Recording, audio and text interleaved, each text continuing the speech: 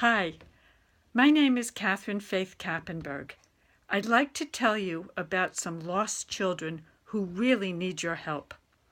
They are separated from their families, not due to abuse or neglect.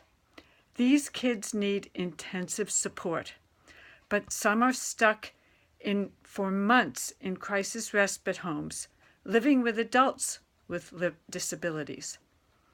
Others are living in residential facilities hundreds of miles away from home and even in other states. There are two reasons. One, New York does not have truly intensive home supports. And two, New York has a freeze on local group homes for kids with developmental disabilities who have behaviors such as elopement and self-injury who cannot live safely at home. Research tells us that most residential facilities placement can be prevented by intensive supports in the home, at huge savings to taxpayers. With intensive home supports that are truly intensive, and not just a few hours a week, a specially trained team works frequently with the family, daily if necessary, to find solutions that last. It costs over $250,000 a year to place a child in a residential facility. $250,000 a year can provide intensive supports at home to families, for many families.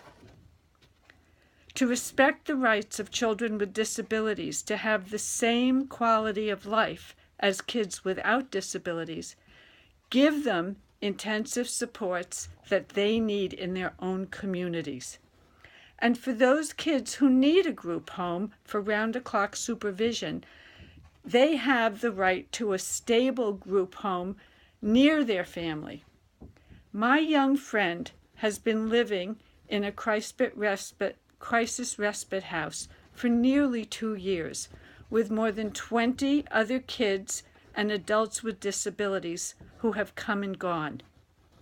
My own child was forced to live in a residential school in another state for 5.5 years because our community believed that they could not educate bright teens with complex learning disabilities, not behavioral needs, learning needs.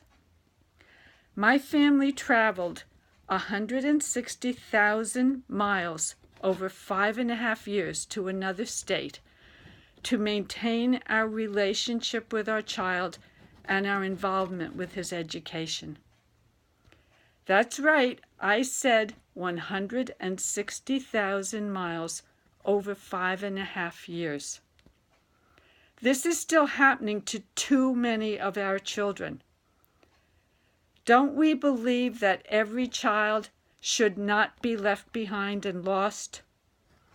Thank you for considering the needs of these deserving children.